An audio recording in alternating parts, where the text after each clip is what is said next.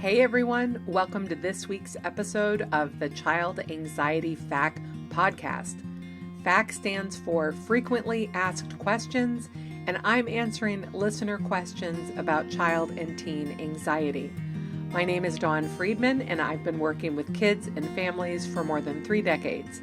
As a preschool teacher, parent educator, family case manager, clinical counselor, and now as the owner and operator of Child Anxiety Support, where I coach parents of anxious kids. And this week's question is timely since it's the beginning of the school year. What are some practical ways to address the academic pressures and expectations that contribute to my child's anxiety? Now, you know me, very often when I get these very general questions, I'm like, well, it depends. And that's because it depends. So let's look at some scenarios and talk about ways we might work to manage those academic pressures and expectations. One of the big things is, where is your child in their academic career? We're talking about a second grader or a seventh grader or a junior in high school. Those all have different kinds of pressures and different realities behind them. Now, a second grader, academic pressures, they're not going to be that great. Now, compared to a junior who's maybe looking ahead at college or what happens after graduation, those pressures may feel much more acute. And then there's the culture that your child is in, the broader culture of the school. What are the expectations of the school? Is your child in an academic program that really does emphasize being studious and getting good grades? Or is this a child that is in a lower key kind of educational environment where the pressure isn't coming from teachers and peers? What's happening in your family? What are your family values around education and achievement? And how are your child's fears and concerns reflective or not reflective of the covert and overt messages your family might be giving them? And then finally, let's talk about your child themselves. Is there a reason rooted in their experience that your child is having a lot of anxiety? Are we talking about a child, for example, who has ADHD that is really struggling in school, that perhaps is not getting the academic support that they need, and so their struggle is real? Like maybe they're really stressed about homework because they have a hard time organizing enough, like they're maybe not remembering it, maybe they don't have an organizational system, in which case maybe addressing that first may go a long way to helping your child with their anxiety. So that's a whole lot that I'm sharing with you there. There's a whole lot of contingencies that shape what's going on. Let's say that this is a child who is neurotypical, who is plenty bright, who is doing well in school, and who is still feeling a great deal of stress about their academic achievement, perhaps a perfectionist kid. And perfectionism is a sign of anxiety. The need to get things exactly right every time is a sign of anxiety. A child who draws a picture and then crumples it up because it's not good enough is learning how to navigate that anxiety of not being perfect. How this looks for every individual child is, of course, going to be different, because some perfectionist kids also are those classic underachievers. They're kids who are so worried about performing well that they can't perform at all. And so they look like somebody who is not living up to their potential, and there's probably more going on there. In fact, I would say any child who is not living up to their potential is facing a very particular kind of learning growth crisis that needs to be addressed.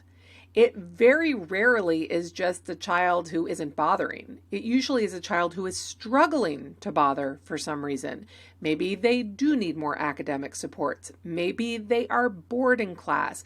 Maybe they have not bought into the value system of the school and are not understanding the point behind the assignments, which is important for some kids. Basically, if you have a child who is struggling, it's usually not a discipline issue, as in, I need to yell at them more, or I need to punish them more. And it usually is a child who is needing help in some way. And how are we going to get them that help? Well, I'm here just to talk about anxiety in general on this particular podcast. And I would say the very first thing is to think about how it is for you. No surprise, because my program and my philosophical point of view and my research says, let's talk about parents. Let's talk about you. Let's talk about what's going on for you. When your child is struggling with school, what does that bring up for you?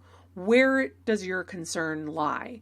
Do you share your child's worry about academic pressures? Are you also concerned that they get good grades?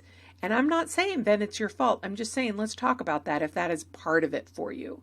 Let's also talk about what your expectations are for the school. Do you expect the school to do a better job of supporting your child? Do you disagree with some of the school's emphasis on academics? Maybe you don't think they emphasize it enough. Maybe you think there is too much busy work.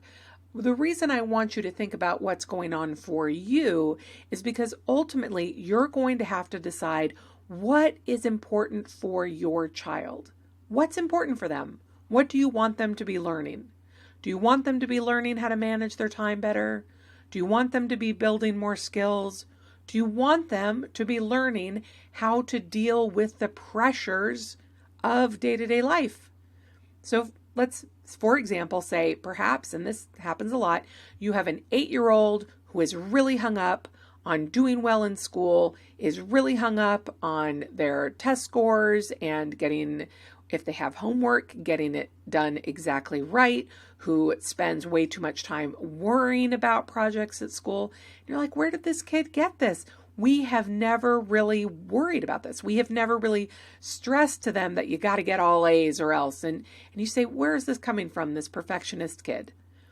If you're in that place, if you're like, this is not coming from us, this is coming from them, then you can shift your thinking to, this is not really about school and it's not really about academics.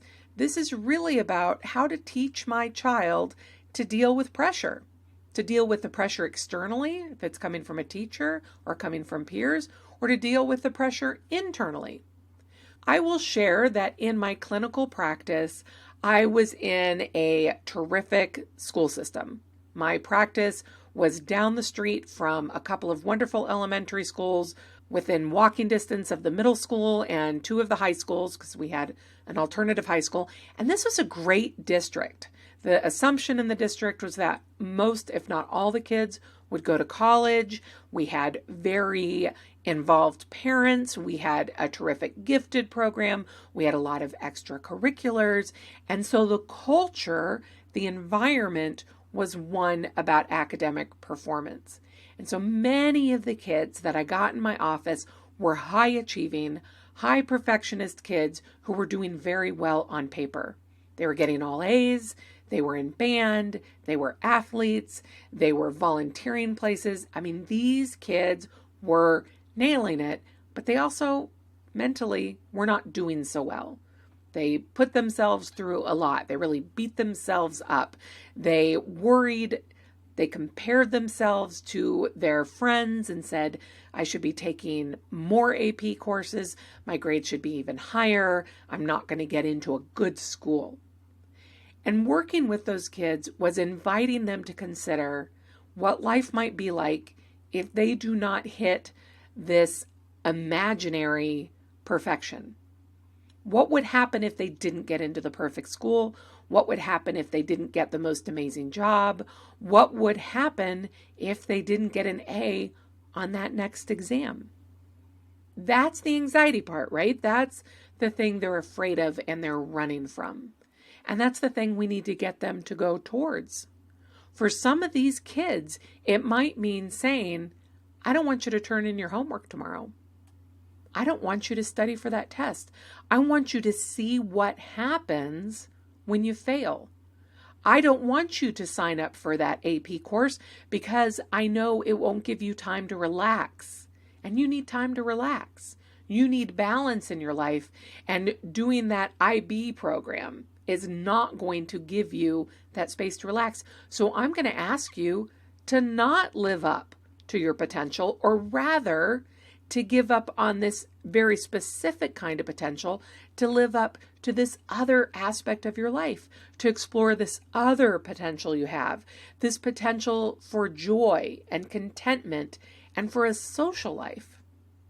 But that comes to the parents. Do the parents have room for that for their child? Is this just about academics, or is this an opportunity to think about anxiety? Are we willing to give up perfection to give a child a chance at exposures to imperfection?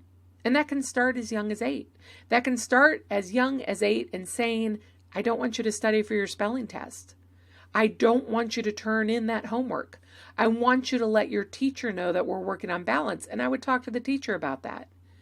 Often what happens too is the teacher is saying to the kids, you need to do this, you need to do that. But they're not talking to our perfectionist kids, the ones who already are outperforming.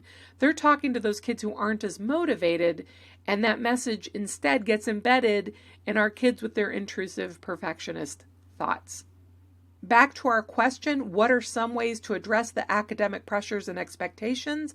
Well, the biggest way is to consider, do we want to join in those pressures and expectations, or do we want to invite our child to figure out what is important to them? What are the other values that they want to pay attention to? What are the other values that matter to you as a family? And how can you help them have a little more give in those perfectionist ideas? If you have a question you'd like me to address on the show, go to childanxietysupport.com. You can submit it there, and who knows, I might answer it right here on this podcast. Thanks so much, and see you next week.